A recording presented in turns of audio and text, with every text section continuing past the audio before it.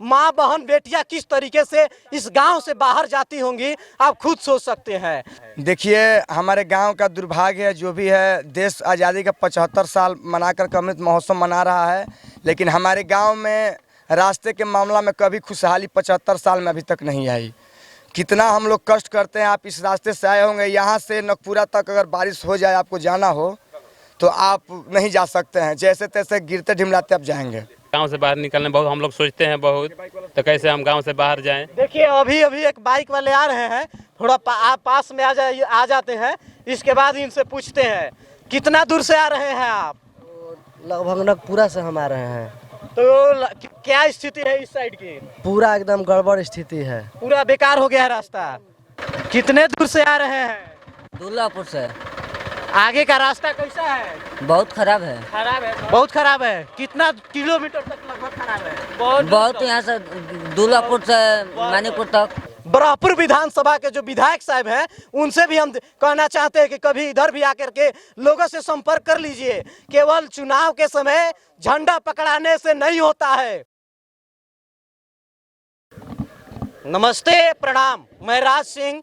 आपको बता दूं कि मैं उसी गांव में जहां कुछ दिनों पहले लाल किला का पंडाल बना हुआ था, अर्थात केशोपुर मठिया, बक्सर जिले के केशोपुर मठिया में आया हूं, जहां मैं ये स्पष्ट रूप से आपको दिखा रहा हूं कि यहाँ का रास्ता जो है पूरी तरीके से भ्रष्टाचार में लिप्त हो गया है।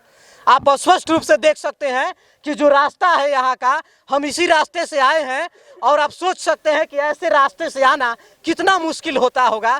जो बाहरी लोग आते हैं, जिनको इसके बारे में जानकारी नहीं है कि कहाँ पे गड्ढा है और कहाँ पे रास्ता बराबर है। इधर भी बहुत सारे लोग खड़े हैं और इनसे भी जानेंगे कि कितने दिनों से वह स्थिति बनी हुई है। ये आपको बता दूं कि कितना दूर तक रास्ता खराब है, तो लगभग 7 से 8 किलोमीटर तक रास्ता पूरा का पूरा डेंजरस है। उसमें कहीं भी हम लोग गिर सकते हैं और कहीं भी चोट आ सकती है, खतरा कहीं भी है। माँ बहन बेटियां किस तरीके से इस गांव से बाहर जाती होंगी, आप खुद सोच सकते हैं। आप भी इस देश के नागरिक हैं और इस देश के लोग और इस गांव के लोग भी टैक्स देते हैं। टैक्स अर्थात शैम्पू खरीदते हैं, घड़ी खरीदते हैं, किताब खरीदते हैं, तो सरकार को टैक्स जाता है। केंद्र सरकार हो या राज्य सरकार हो, टैक्स तो बनता है। टैक्स बनता है कि नहीं? बिल्कुल बिल्कुल, हम टैक्स देते हैं। खरीदते हैं ना, कपड़ा खरीदते हैं, शैम्पू खरीदते हैं, बिल्कुल छोटी छोटी चीजें खरीदते हैं और टैक्स बनता है। तो मैं चाहूंगा कि जब आप लोग टैक्स भरते हैं तो यहाँ पे सड़कें क्यों नहीं बन पाई है, ये क्यों नहीं हो पाया है? देखिए, हमारे गांव का दुर्भाग्य है, जो भी है, देश आज़ादी का 75 साल मनाकर अमृत महोत्सव मना रहा है, लेकिन हमारे गांव में रास्ते के मामला में कभी खुशहाली 75 साल में अभी तक नहीं आई। कितना हम लोग कष्ट करते हैं। आप इस रास्ते से आए होंगे, यहाँ से नकपुरा तक अगर बारिश हो जाए, आपको जाना हो तो आप नहीं जा सकते हैं, जैसे तैसे गिरते ढिमलाते आप जाएंगे। स्थिति बहुत ही बेरहम हो जाती है। तो यहाँ पे तो ये भी समस्या आ जाती है कि नहीं, उधर रोड नहीं है, उधर हम लोग नहीं जाएंगे।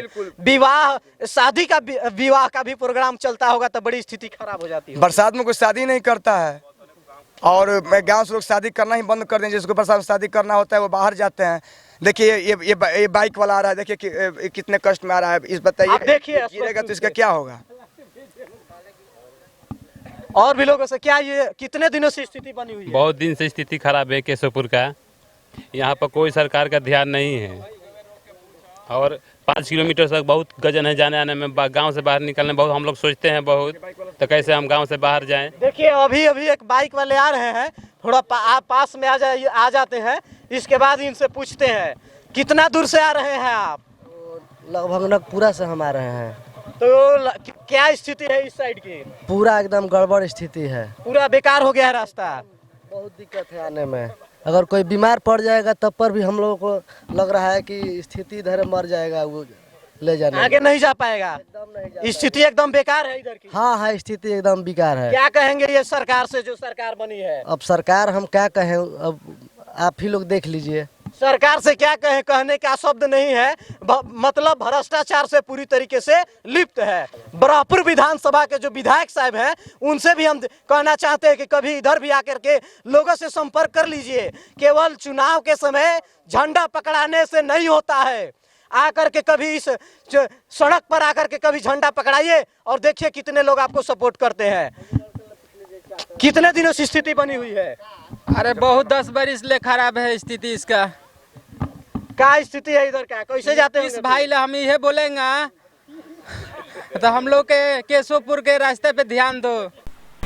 बात तो आपका पूरी तरीके से सही है, लेकिन अभी देखिए एक ट्रैक्टर वाले भाई साहब इसी रास्ते से होते हुए अब आ रहे हैं। थोड़ा नजदीक आ जाने दीजिए, उनसे भी हम मिल करके बात करते हैं और बात करने के बाद जानेंगे कि कितना दूर तक रास्ता किधर का कितना खराब है। और नजदीक आ जाने दीजिए इनको, फिर बात करते हैं। लग लीजिए ट्रैक्टरें बंद हो गई, लग रहा है पीछे की तरफ जाने लगी। अच्छा,